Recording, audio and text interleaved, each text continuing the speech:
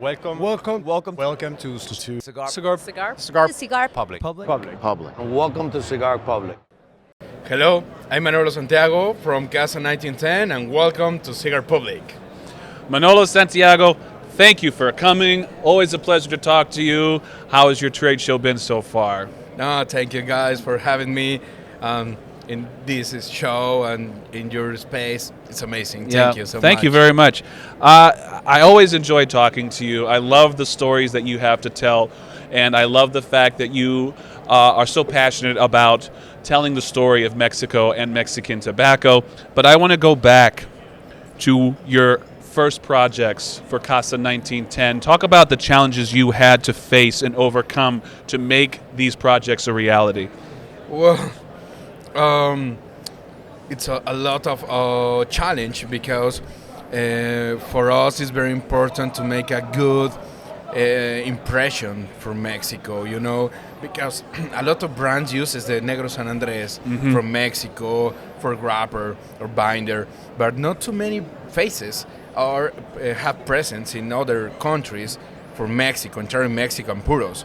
So it's very important to make a good impression because we need to make a good bridge between the small brands from Mexico to other countries. So we need to expose quality, nicest experience for Mexico, nicest spirits, pairings, and history. So it's a lot of challenge to research the soil, to research the correct seed, to research the proper seasons to growing tobacco in Mexico. So it's a lot of challenge. And for example, this PCA, it's our third PCA. In our first PCA, we present the brand with just one cigar, the Cuchillo Parado. It's a very great position because a lot of people asking me, "Oh, show me your cigars." Well, I'll show you my one cigar. Where are you from? From Mexico. From Mexico. Okay. Yeah. What's your blend? Just Mexican tobacco.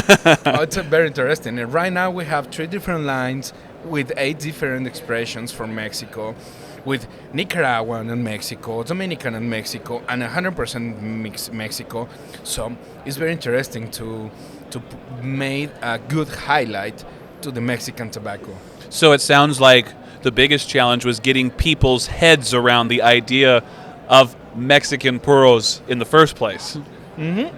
And the other thing is, well, we have an amazing Negro San Andres for grappers. We have an amazing Negro San Andres for binders, but You never hear about fillers. we have a very special fillers, and the Negro San Andres fits very great in the filler. So we need to make a good cigars from Mexico. Yes. So what do you think, aside from the emphasis on quality Mexican crops of tobacco, what do you think Casa 1910 brings to the industry that separates them from other players in the industry? Well, first of all, a lot of people say to me, you have blends with Nicaraguan Mexican tobacco. A lot of brands do. But the proper signature in Casa 1910 cigar is make to good highlight in the flavor profile of the Mexican tobacco. Maybe I use the Mexican tobacco in some blends in the filler, other in the binder, other in the grapper, or both. But for my side, for Casa 1910, we need to make a good highlight to the flavor profile. For example, the Cabri edition, made in Nicaragua with Nicaraguan tobaccos, I make a good expression to the strengthness and the toasted notes and the spicy notes for the Mexican tobacco with the Nicaraguan. And the Dominican Republic, it's like a bridge with the elegance for the Mexican tobacco flavors and the elegant notes and the transitions in the cigar. So the principal difference is between other brands make a good balance between the other tobaccos, but from my side, I need to make in the top the flavor from Mexico. Excellent. So when you go about creating blends for your portfolio, have you found that you first come up with a blend and then use that to tell a story around the blend, to give it a theme? Or is it that you have a story first in mind that you want to tell and you find the blend that fits that story? No, well, first of all, I put all our tobaccos in my hand on the table, and I taste every leaf in the factory, and I taste different fermentation, I taste different aging, so I can make it in my head the balance between, oh, this tobacco is interesting, maybe, but maybe it's not fits good together, and I need to put all things together to find a perfect blend. And I try the different blends, and I taste it again in another day, and make a proper tasting notes, and I make experiments with different binders and different wrappers. So when I find the correct blend, I think about the pairing with the transitions, evolution, and the flavors and the sensations, and I find the perfect pairing. But in the meantime, when I make a blend with Nicaraguan tobacco, every time it's for the Cabre edition, because the Cabre edition is Nicaragua and Mexico and other tobaccos, but it's a less part of that blend. For example, the Soldadera edition with Dominican tobaccos, I make the blend, and I look in the pairing, the perfect pairing, but at the end of the day, it's part of the Soldadera edition. But when I have the blend, I have the tasting notes, and with the marketing team in Casa 1910, we make a brainstorming, and I talk, hey guys, I have a new blend. The principal things, the principal expression, and the principal flavors for this blend, it's that, and that. And it's evolution, it's the strength, it's the explosion, and I don't know. And we put the eyes in the books for the history in Mexico about the cavalry, about the horses, or the soldadera, the women, the soldier women in the Mexican Revolution, or for example, 100% Mexico, the Revolutionary Edition. We can figure it which battle or which important person in the Mexican Revolution fits with that kind of flavor profile and expression for cigar. For example, I have the San Petrina for Soldadera edition. It's a Robusto with a Connecticut wrapper, and you maybe think it's Connecticut wrapper, it's mild, but because you can find a little explosion in the cigar, and the last part is very explosive. It's not hard, but it's proper transition. So we put the name of San Petrina because San Petrina, she was explosive expert for the Pancho Villa's army. Yeah. So fits perfect. Yes.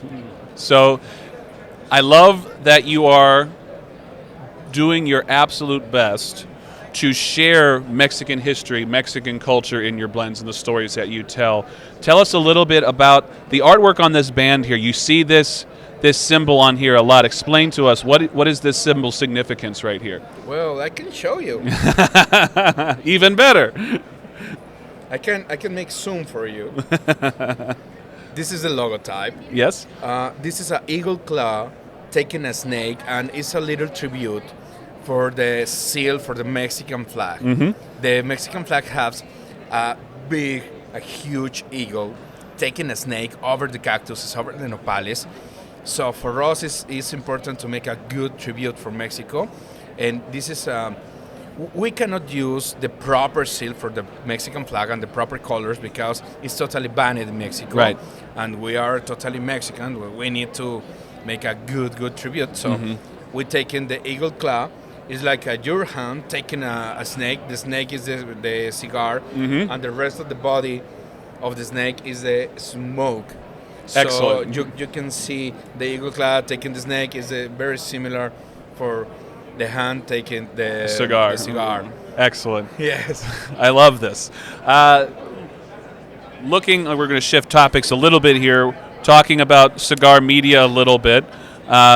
How much do you pay attention to cigar media? What forms and what avenues do you consume, and what do you think could be improved or changed in cigar media to make it better? Well, first of all, for entire team,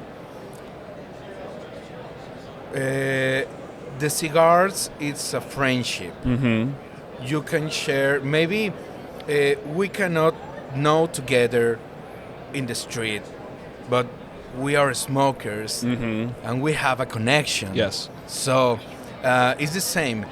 For us, it's very important to make a proper connection between the cigar smokers and the people who share, who spread the word for the tobacco. So it's very important to make a good friends like you, with talking about cigars, talking about our passion, talking about Mexico, talking about the pairings and our expressions. So it's very important for us. And right now, in the entire world, with the bands, with a lot of countries, for example, in Mexico, we cannot make advertising, proper advertising. And actually, we have a very, very hard ban in Mexico. We cannot show in the humidors. The humidors is totally blocked. Wow. So the best way to find, the best way to the cigar smoker find Casa 1910 is in social media networks. So it's very important for us. It's very important for us between the cigar smokers, the final consumer, the cigar influencers, and the podcast. It's very important. If I see one cigar smoker really enjoy the tobacco, really enjoy the love of share the cigar with the people, it's my friend. It's definitely my friend. So There's already a connection right Yes. there. Yes. So what do you say to someone who has not enjoyed cigars yet, but they're curious? They've had their interest piqued. They want to find out more. They're interested to see what happens behind the curtain. What's something you would try to focus their attention on to ensure that they get the most out of being in the cigar lifestyle? Well, first of all, the cigars, it's not a vice. It's a passion. It's a passion. Like if you like to have a great collection with small cars, it's the same.